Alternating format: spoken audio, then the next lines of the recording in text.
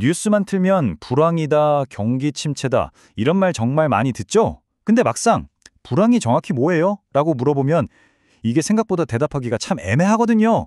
자, 오늘 이 복잡한 개념의 진짜 의미를 한번 제대로 파헤쳐 보겠습니다. 시작하기 전에 이거 한번 보실까요? 미국에서 되게 유명한 농담인데요. 이게 아주 뼈 때리는 말을 하거든요. 뭐냐면 우리가 경제를 얼마나 개인적이고 또 주관적으로 느끼는지를 정말 잘 보여주는 거죠. 네, 바로 농담과 현실 사이. 이게 그냥 웃자고 하는 소리가 아닌 게요. 바로 이 주관성 때문에 전문가들조차도 불황은 바로 이겁니다 라고 딱 잘라 말하기가 어려운 겁니다.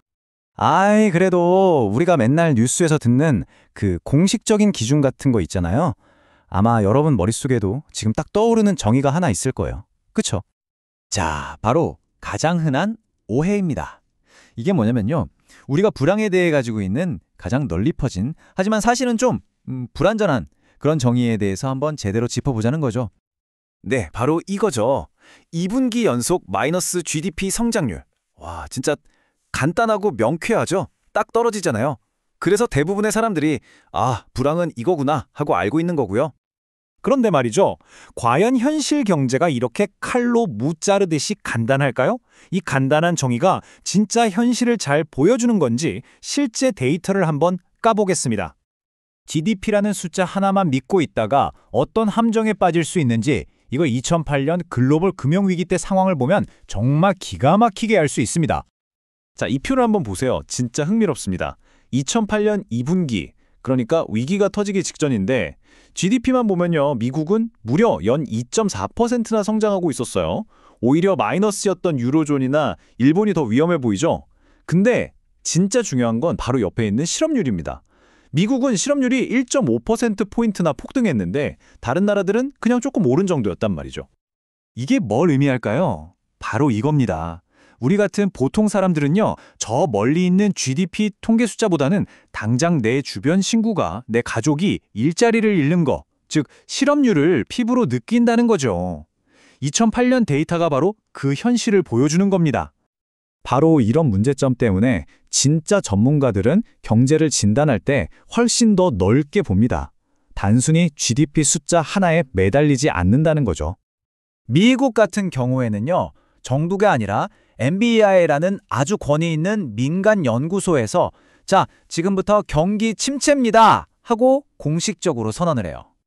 NBI이 뭘 보냐면요. GDP만 보는 게 아니라 고용시장이 어떤지, 공장들은 잘 돌아가는지, 사람들 주머니 사정, 즉 실질 소득은 괜찮은지, 그리고 그래서 소비는 활발한지 이런 것들을 다 종합적으로 보는 거예요.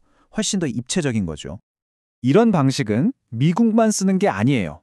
우리나라 통계청도 비슷하게 여러 가지 지표들을 다 같이 보면서 신중하게 경기 상황을 판단하고 있습니다. 자, 그런데 이렇게 여러 지표를 다 보는데도 왜 아직도 불황을 정의하는 게 그렇게 어려울까요? 여기에 정말 근본적이고 어쩌면 가장 중요한 이유가 숨어 있습니다. 핵심은 이거예요. 그냥 몇 퍼센트 성장했냐, 이 숫자 자체가 중요한 게 아니라는 겁니다. 진짜 중요한 건 그 경제가 가진 원래의 잠재력에 비해서 얼마나 성장했느냐, 바로 이 상대적인 비교예요. 이 그래프를 보시면 바로 이해가 될 겁니다. 자, 여기 독일이랑 스페인이 있어요. 둘 다 똑같이 2% 성장했다고 쳐보죠. 숫자만 보면 똑같잖아요? 근데 속사정은 완전히 다릅니다. 독일은 원래 3%는 성장할 수 있는 체력, 즉 잠재력이 있는데 2%밖에 못한 거예요. 그러니까 사람들 체감은 경기가 안 좋다, 일자리가 줄어든다 이렇게 되는 거죠. 반면에 스페인은요, 잠재력은 1.5%인데 2%나 성장했어요. 기대를 뛰어넘은 거죠. 그러니까 사람들 느낌은 와, 경제가 좋다, 일자리가 막 생겨난다 이렇게 되는 겁니다. 똑같은 2%가 이렇게나 다른 거예요. 이게 끝이 아닙니다. 더 골치 아픈 문제가 있어요. 이 잠재 성장률이라는 게 무슨 수학 공식처럼 딱 정해진 값이 아니라는 거예요.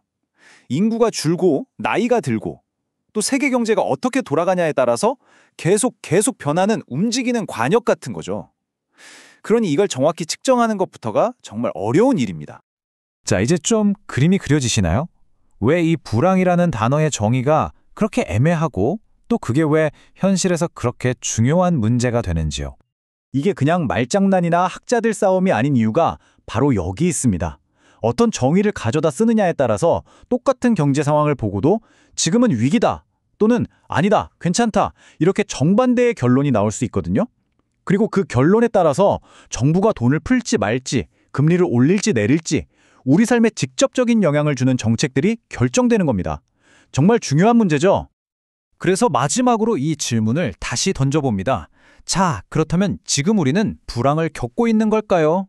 이제 이 질문에 대한 답을 찾으실 때 여러분은 그냥 누가 하는 말을 고지곳대로 믿는 게 아니라 어떤 기준으로 그렇게 말하는 거지? 하고 훨씬 더 깊이 있게 똑똑하게 경제를 바라볼 수 있게 되셨을 겁니다.